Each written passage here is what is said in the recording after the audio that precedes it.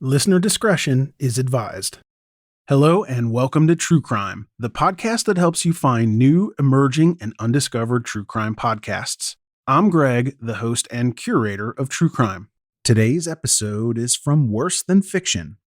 Worse Than Fiction is a dark, atmospheric, and gritty podcast detailing true stories of unimaginable horror. If you like today's episode, make sure to check out the episode description for links to subscribe. All right, let's get this show started. Begin.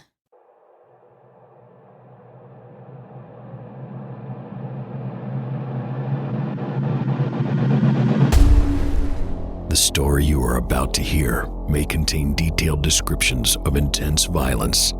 It will certainly be worse than fiction.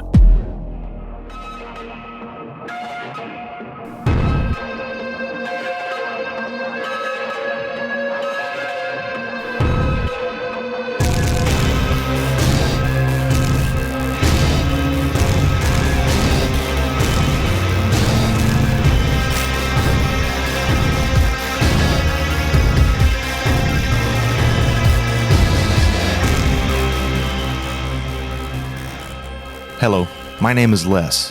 Thank you for joining me as we take a look at a true tale of unimaginable horror.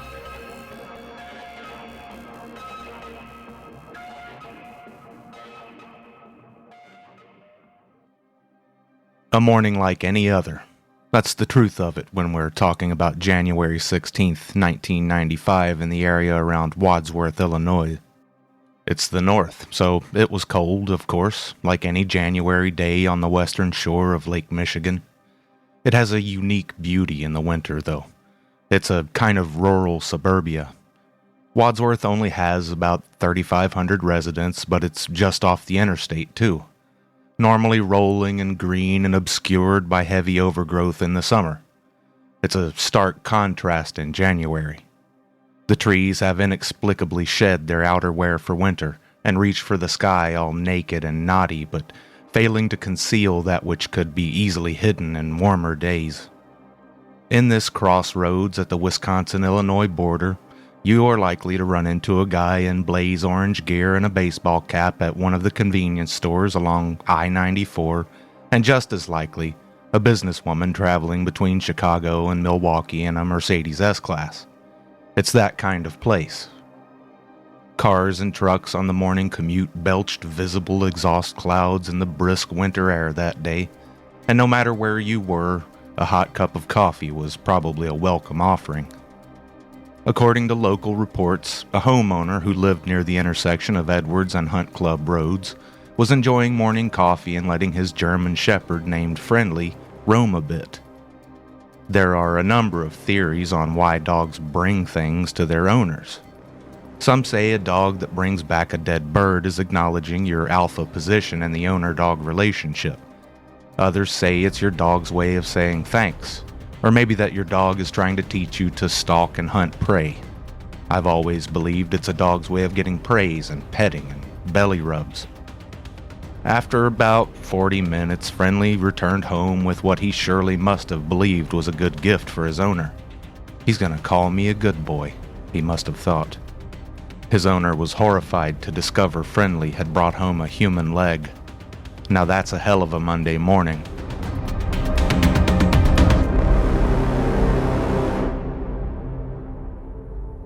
The homeowner called 911 to report Friendly's find, and within 2 hours the police had mounted a massive search of the area that included helicopters, aerial photo analysis, and the expert sniffs and boofs of a revered 140-pound police bloodhound named Sir Lancelot. The search area was big, 6 square miles, from the Wisconsin border on the north to Illinois Highway 173 on the south, and between U.S. Highways 41 and 45. It was a big area to cover, cold and rugged in places. As the search began and word spread in the neighborhood, many wondered what could possibly explain this. Did Friendly bring home part of an uncovered burial from a lost cemetery? Investigators, however, were still expecting to find the rest of a human corpse, because they had seen the leg and they knew it wasn't from a lost cemetery. The Lake County coroner examined the body part. It was the footless leg of a 20-something Caucasian woman and had been very recently severed at mid-thigh with a sharp metallic instrument. We always want to believe the best about ourselves and each other. Nobody likes to face the dark truth so readily apparent if we just stop to look around. Darkness lurks in every corner, quite literally. Nevertheless, we fool ourselves with cliches and platitudes. Sometimes we search for innocent explanations for obviously bad things when our common sense screams otherwise. We so badly want to believe that it's not as bad as it looks. As the police search went on in that third week of January, many wondered whether there wasn't still a logical explanation.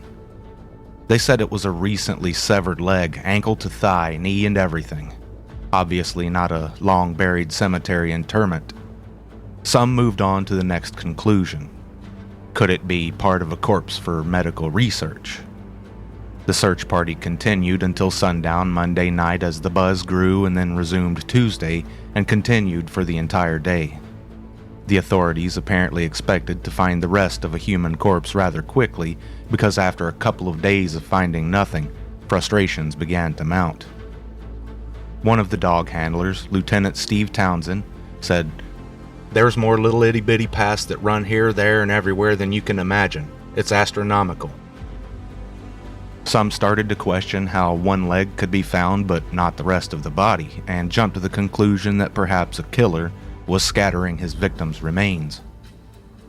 The frustration showed in the January 18, 1995 Chicago Tribune quote of Corporal Kirk Coursey, who said, "You can theorize all you want. Was something throwing body parts out of a moving vehicle? Who knows? We don't even have a starting point." Diligent search notwithstanding, they were thwarted by their inability to recover any other remains. Nothing turned up and the authorities called off the search. "We're at a stalemate," Corporal Coursey said. "Gross as it may sound, the next thing we need to find is another body part." If you're a fan of horror movies, you know there are all kinds. Slasher, art house, psychological, grindhouse. But what they all have in common is the ability to shock and horrify us in a way that we can't believe is real, that we don't want to believe is real, that we are afraid we might find out is real. What then do you do if you encounter one of those moments in real life? The kind of thing that makes you say, "Shut the fuck up, this isn't happening." But it's not a movie, and you can't shut it off. 5 days after the first event, Friendly the German Shepherd returned home with another human leg. The other human leg. It appeared to belong to the same corpse that the first leg had come from, and whereas the first leg had been obviously fresh, the second leg appeared to have been buried. Adding further clarity to the situation, Lake County Coroner Barbara Richardson had by this point determined that the first leg had been severed at mid-thigh with a toothed blade, likely a hacksaw. It was not the kind of thing you would expect to find from a cadaver donated for medical research. They were searching for a homicide victim. Police conducted further searches of the woods where Friendly found the human legs, but again, could not find the rest of a human corpse. Where the hell is this dog getting these legs? They had to raise their game.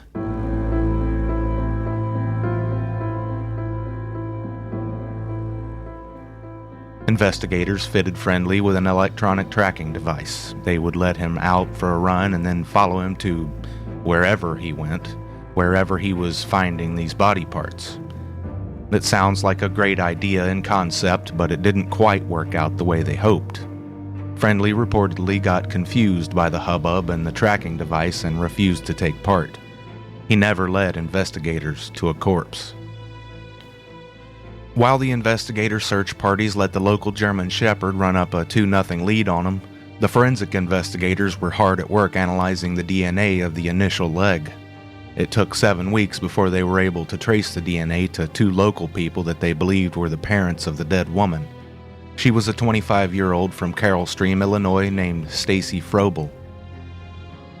As they always do, investigators dug into the life of the victim to answer the question, who is Stacy Frobel? And as they frequently do, they found a troubled background and a difficult investigation in front of them. Stacy Frobel had a complicated backstory. Imagine this humiliation. Your entire life, your biological father denies his paternity, but finally admits to a newspaper reporter that he's your dad when the DNA from your murder investigation traces back to him. It was a cruel twist that they were finally able to confirm Stacy's biological father's identity through a DNA test intended to investigate her death. The man's name was Willard Russell, an electrician who lived in the Nashville area. He told local press that he had never been convinced he was Stacy's father, but the police DNA test finally confirmed it for him. "There's a sense of loss. It was evidently my child," Russell told the Daily Chronicle. "After 25 years and not even believing it was my child, well, there's a lot of mixed emotions." He had been married to Stacy's mother for just a few months in 1970. Stacy herself had been married before as well. As a young, expectant mother, 8 months pregnant, Stacy's husband punched her in the stomach in a fit of rage that caused Stacy to call the police. Her husband, just 21 years old, hung himself with his flannel shirt just 15 minutes after they closed the door of his jail cell. Stacy was left to give birth and raise her son Daniel on her own. Perhaps it's not surprising, though, after that kind of trauma, that a few months later, Daniel ended up in the care of his grandmother, while Stacy continued searching for what we all search for, our happiness, our place in the world. The investigation was already looking daunting when investigators discovered at the time of her disappearance, not only was Stacy married, but she also had a boyfriend. There were multiple avenues that detectives would have to explore: revenge, grudges, love triangles. Stacy Frobel's husband, Jeffrey, had reported her missing on January 4th, and a few who watched the local crime blotter closely had seen her name and speculated whether the legs found by Friendly might belong to Stacy Frobel in the days leading up to the confirmation. Now, investigators wanted to know everything about the Frobels' marriage.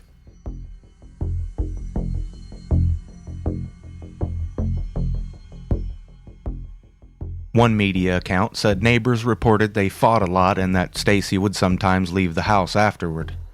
Likewise, the boyfriend was under suspicion. He was only ever identified in the press as an unnamed Berwyn, Illinois man. Along with her husband, Jeffrey, Stacy's boyfriend was questioned and agreed to take a polygraph. You wonder if this was the moment when police believed they had their man.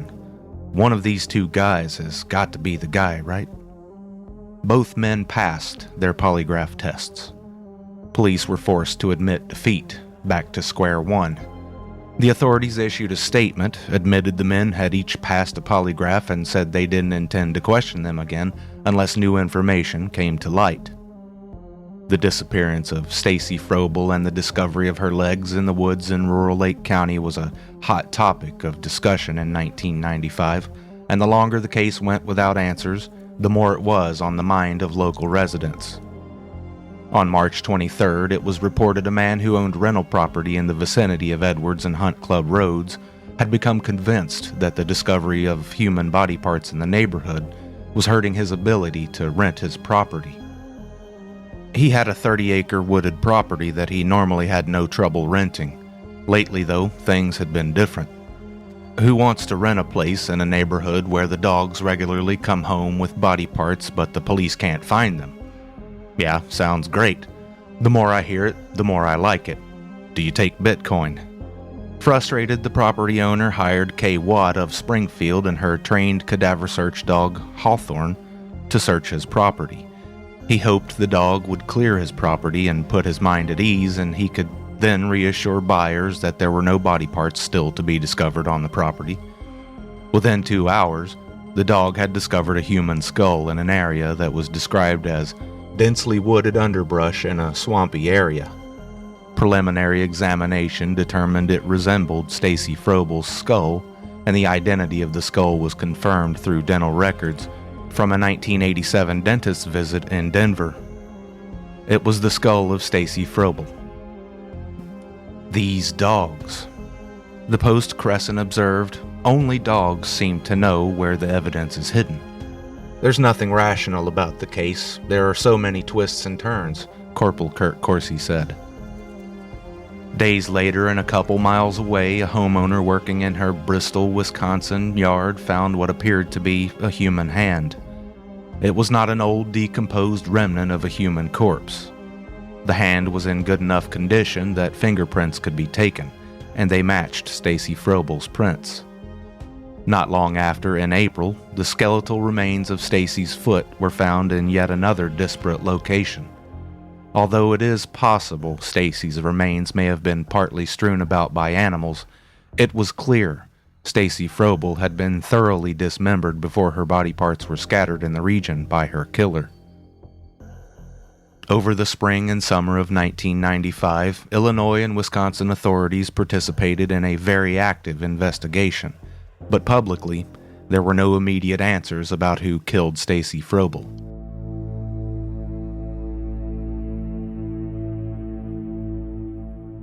Behind the scenes, however, police had a prime suspect they had started investigating in the spring. Police retraced Stacy's movements on the night she disappeared, and it didn't take long to determine she had last been reported leaving the house of an acquaintance, Charlene Runge, in Streamwood, Illinois, just after midnight on the morning of January 4th. Police discovered Charlene Runge was married to a man named Paul Runge. Clean-cut, athletic type with a barrel chest, kind of the high school basketball ref look. If he was a convicted sexual sadist who raped and tortured a 14-year-old girl in his home when he was 17, because that's who he was. He reportedly waited until his dad and brother left him home alone, then lured the girl to his home and tortured and raped her over 15 hours. He was convicted and spent 5 years of a 14-year sentence in prison. Investigators noticed one particular thing.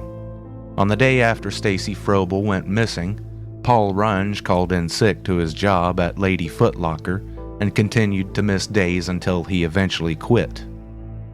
The focus on Paul Runge intensified.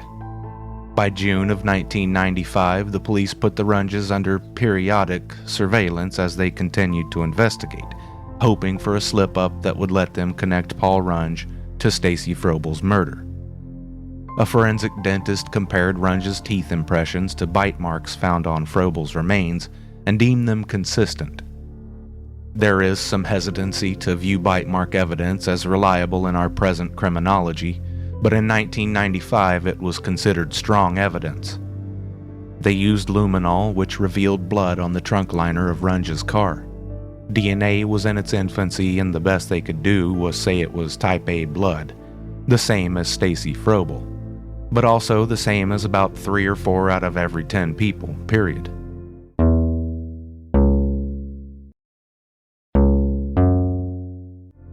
Paul Runge was aware he was under surveillance and, damning evidence notwithstanding, would sometimes wave to the cameras or tip a hat to the hard-working investigators, staking him out from behind a newspaper in the white Mercury Sable parked at the curb.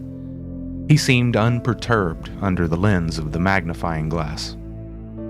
Authorities would later say they surveilled the Runges on 286 occasions over 2 years, and it can only be considered ironic that their single-minded focus on finding Frobel's killer would later prove to be a mistake with deadly consequences. Zanita and Amila Pasambogovic were 22 and 20 years old, respectively. Zanita's nickname was Janet, and with her sister, she had recently immigrated from Bosnia. They hadn't even been in the country for 6 months when, in May, they moved to a new apartment on Leslie Lane in Hanover Park, Illinois. 2 months later, on July 11th, both women disappeared.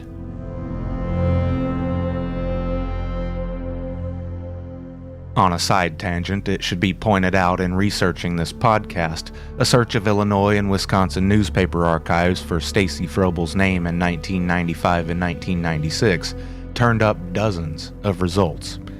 Her story had been covered by dozens of reporters and news outlets. A search for news on the Pasambogovic sisters turned up 3 results for 1995 and 0 for 1996 through 2001 when their killer was named.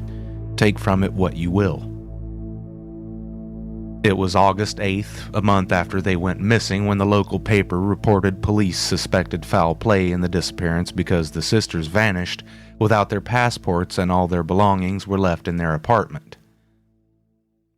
Just as they had discovered a link between Stacy Frobel and Paul Runge, her friendship with his wife Charlene, investigators made numerous links between Runge and the sisters.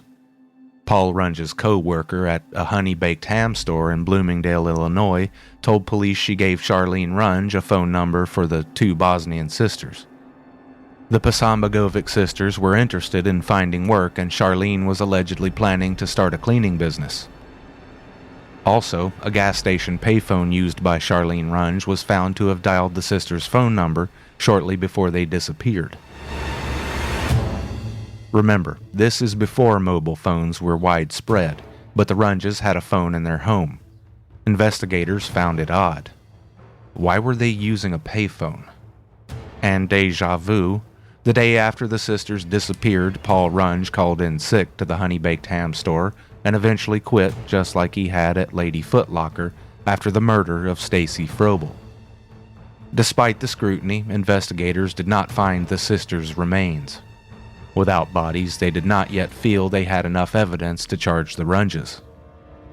In January of 1996, the Kenosha News shouted a headline, "Murder probe focuses on one suspect." All cards were on the table. There was no longer any question who the police were zeroed in on.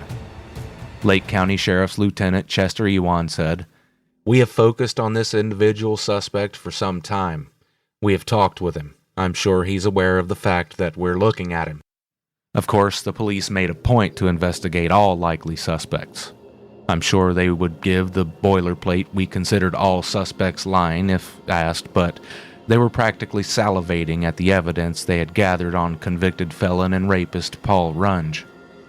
By March of 1996, the authorities felt they had pulled together enough evidence for a search warrant of Runge's home.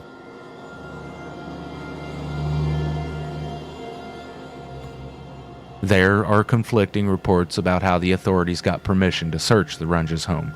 In one published account, a judge simply granted the search warrant based on the evidence. However, the Chicago Tribune reported Paul Runge's father, Richard, who also lived there, gave the FBI permission to search their home. Shortly afterward, 7 bags of garbage appeared at the curb for collection, and the police found evidence connecting Runge to the Posambogovic sisters in the trash. The search revealed a piece of paper with the co-worker's name on it and the phone number for the Posambogovic sisters. The co-worker had given Charlene the sister's number, just like she said she had. Detectives also found contact information for other women with descriptions like single, mid-30s, cute, easy, and very hot blonde with 2 hot sisters. It was all damning, but investigators were seeking something, anything, to specifically connect Paul Runge to the killing of Stacy Frobel. They found a large Viper brand knife, a stun gun, and a crossbow with several dozen bolts, but the search did not reveal anything that tied Paul Runge to the murder of Stacy Frobel. Paul Runge remained a free man. While investigators sat on their hands, a madman was on the loose, murdering indiscriminately. His crimes accelerated in early 1997 and turned into 10 weeks of terror.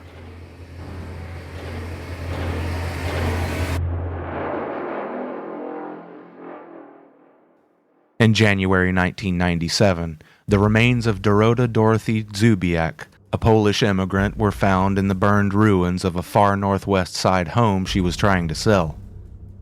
Autopsy results showed she had been raped and strangled before the home was set on fire.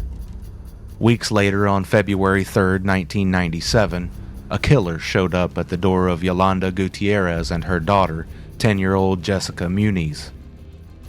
He was working as a driver for a 7-Up bottling company. Gutierrez was selling Hooked on Phonics and had put up a notice on a grocery store bulletin board. She couldn't know that the guy in the 7-Up uniform with the hand truck was getting an eye full of her. Her killer used the ad as a ruse to get in the apartment. Once inside, he raped and murdered the woman and her daughter by stabbing them in the neck. then set the apartment on fire. 6 weeks later, on March 14, 1997, Kazimira Perush was found dead in her burning condo on North Kenneth Avenue. It had been advertised for sale in a classified ad. I can't imagine there's a worse feeling than being a homicide investigator watching a perpetrator get away with it again and again, but that's what detectives were faced with. Paul Runge was killing at will, and everybody was powerless to prove it, to stop it. In May of 1997, someone finally realized they had made a gross error in investigating Paul Runge back in March of 1996. Paul Runge was a convicted felon. He wasn't allowed to have the knife or a crossbow with ammo. The police could have jailed him on parole violations 15 months earlier, but later admitted they were so focused on connecting him to Stacy Frobel's murder that they simply overlooked the parole violation. In those 15 months, 4 more women died. If you count the Posambogovic sisters, 6 women died while Runge was under police suspicion and surveillance. In June of 1997, Paul Runge was arrested and jailed on a parole violation for weapons. With Runge back in prison, his wife Charlene started offering information to the authorities in an effort to save her own ass. As Runge's sentence for the parole violation was about to run out in 1999, the authorities went to court seeking to keep him imprisoned under the Sexually Violent Persons Act. The outcome was still pending when the final big break came.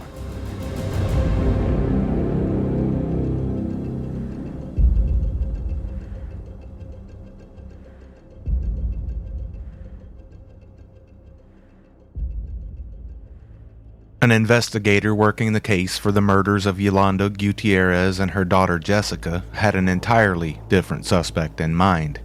Like I said, they'd investigate all suspects. The detective compared their suspect's DNA against the murderer and found it was not a match.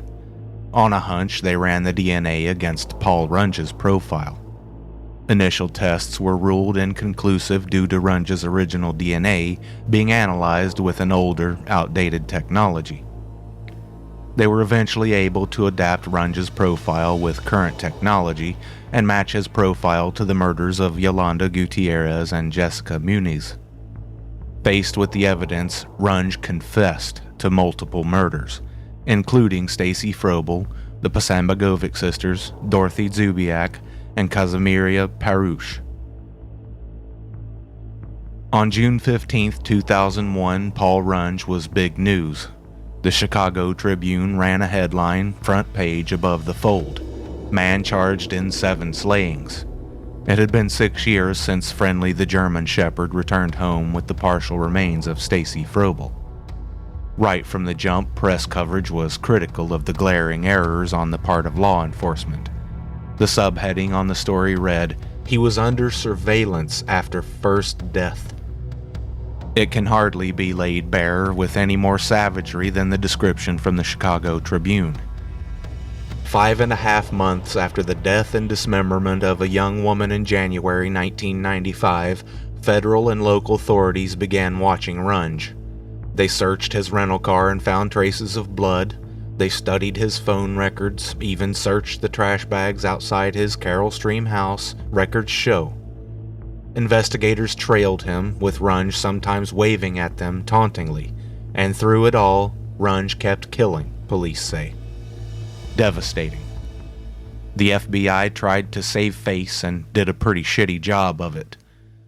Ross Rice, a spokesman for the FBI in Chicago, said, "We never felt that any of these items, including the knife in and of itself, would be a parole offense, nor were we looking to violate his parole. We were looking for evidence linking him to the disappearances and/or linking him to the murder of Frobel." Furthermore, investigators have steadfastly justified their inconsistent surveillance by saying they were focused on connecting Runge to Stacy Frobel, not on catching him in the act of committing another crime. What about the Posambogovic sisters? Most of what we know about the murder of the Posambogovic sisters comes from Paul Runge's confession. DuPage County State's Attorney Joseph Burkett said Runge handcuffed the sisters, raped, bludgeoned, and strangled them, then dismembered them, put their remains in plastic trash bags, and scattered them among area trash bins. These two beautiful young women escaped the hell of war-torn Bosnia, Burkett said, only to encounter Satan in the person of Paul Runge here in the United States.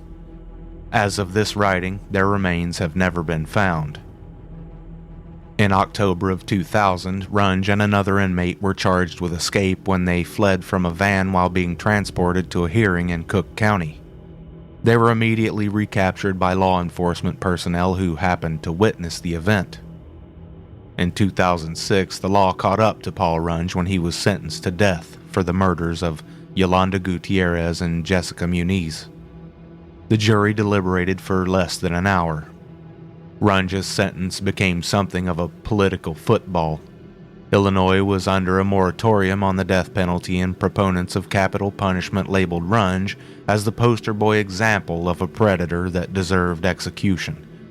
From the Chicago Tribune story, Cook County State's Attorney Richard Devine called the slayings vicious and brutal, saying he hoped the case might force a decision on where Illinois stands on capital punishment and perhaps spur movement on whether the moratorium in place since 2000 should end. If ever there were an appropriate candidate for the death penalty, it's Paul Runge, Devine said. Nevertheless, Illinois abolished the death penalty in 2011, and Paul Runge's sentence was commuted to life without parole. Paul Runge awaited trial for the murder of Janet and Amila Pasambagovic for years, but in 2011, without bodies or other evidence, prosecutors decided to drop charges against Paul Runge because he could not be sentenced to any greater penalty for killing the sisters.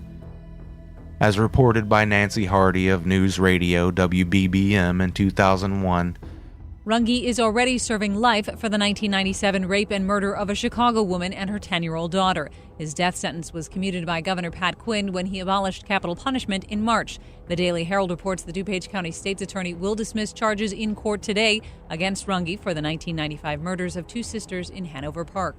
Cook County prosecutors dropped 3 murder cases against the 41-year-old former Carroll Stream resident after Quinn abolished the death penalty. There are so many unanswered questions. Obviously, question number 1 seems to be what was wrong with Paul Runge? We know very little about his childhood except that he was local, raised in the Oak Forest, Illinois area, without any reported incidents until some said they noticed a shift in him when his mom died in 1987. Not long after, he violently raped a 14-year-old girl and went to prison at the age of 17. A former babysitter described him as quiet, but maybe a little strange, and noted one odd thing. His parents had installed a lock on Paul's bedroom door. Was that because of who he was, a violent psychopath? Or was that the reason he became who he was, cruel, neglectful parents who would lock him in his room? What else played a part in Paul Runge becoming a monster? I'm not an educated expert on the issue, but I don't think people become sexual sadists without experiencing some kind of sexual trauma themselves. The current science on sexual sadists says that they feel the pain of the people they torture more than normal people, and they enjoy it. Except when it's over, sometimes they regret it. Statistics show sadists are likely more common than you think they are, and come in an everyday variety. Think about it. You probably recognize them. The guy who blows up an online game for no apparent reason. An internet troll or office bully. Believe it or not, 6% of college undergrads admitted getting sadistic pleasure from hurting others. 6%. Sadism comes in little swatches of gray that get progressively darker, from harmless sex play between consenting adults down the stairway of depravity. Frequently overlooked, however, is sadism as a predictor of greater aggression against both innocent targets and perceived adversaries. According to our current science, to be diagnosed with sexual sadism, an individual must be recurrently aroused by or participating in sadistic sexual acts for at least 6 months, and his or her life must be hindered socially or occupationally by such behavior. Paul Runge was the textbook case, the extreme end of the scale when it came to his sadism, and it was matched by his propensity for aggression and violence. Did someone else victimize Paul Runge as a child? And has that predator also been brought to justice? The answers are not clear. We ask these questions not because Paul Runge deserves our attention or our sympathy, but because, well, you know what they say, know thy enemy. And if we want to stop monsters like him in the future, we have to hold responsible each and every offender who plays an evil hand in creating monsters like Paul Runge. How do we keep ourselves safe from monsters like Paul Runge? Good question. You know, the standard fare. Be aware of your surroundings at all times. Don't open your door for strangers, as you've learned in previous episodes of this podcast. Sadly, you can't trust anyone anymore, and they say you shouldn't use grocery store bulletin boards, post for sale signs in your yard, or try to sell your home independently, not without taking extreme precautions at least. Basically, avoid any situation where you'll find yourself alone with a stranger in isolated places, or arm yourself. This is what it's come to. Were there other victims? Police believe there were. Runge allegedly confessed to murdering an unidentified prostitute for which he was never charged, and there may have been others.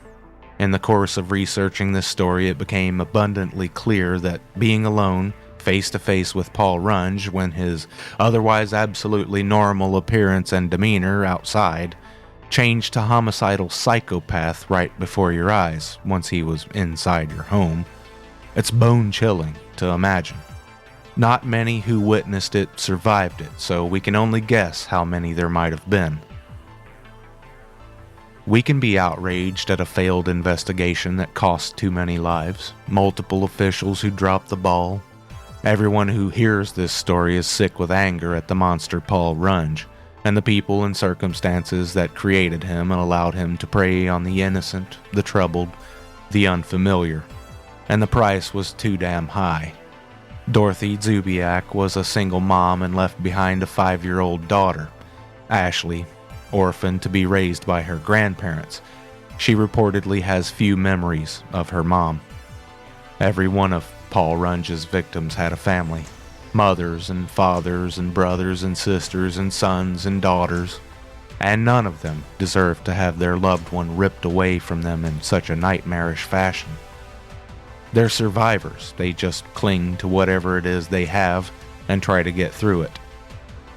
In 2001, Susan Eberly, who was raising Stacy Frobel's son Daniel, said, "It's hard raising a boy on my own again, but he has her laugh, her mannerisms, her feet. We would all wish that she was here raising her son." Daniel was 5 when his mom disappeared, 11 at the time of the interview.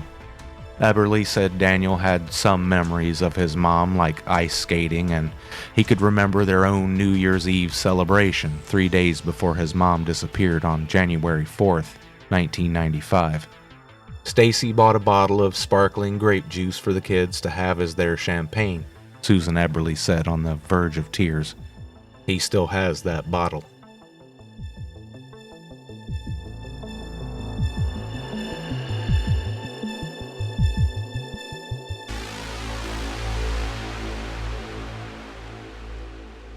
That'll do it for this episode of Worse Than Fiction. I want to thank you for listening. Thank you for sticking through the break. Hopefully I can start putting out more stuff more quickly. I have enlisted the services of Mr. Troy Larson to help with writing. He's going to write an episode every once in a while, so that's good. Do all the things, go all the places, hit all the thumbs up and whatnot. You know what to do. Until you hear from me again, goodbye. Thanks again for listening to True Crime by Indie Drop-In Network. If you would like to nominate a true crime podcast to be featured, just send me a tweet at Indie Drop-In. I'd also love to hear if one of our featured podcasts is now your favorite show. Indie Drop-In survives off ad revenue and listener donations. If you would like to contribute, please consider buying me a coffee. You can go to buymeacoffee.com/indie drop-in. If you look at the very bottom of the episode description, I put a link in there to make it really easy. Indie Drop-In has many other shows that you also might like. Just go to indiedropin.com. All right, see you next week.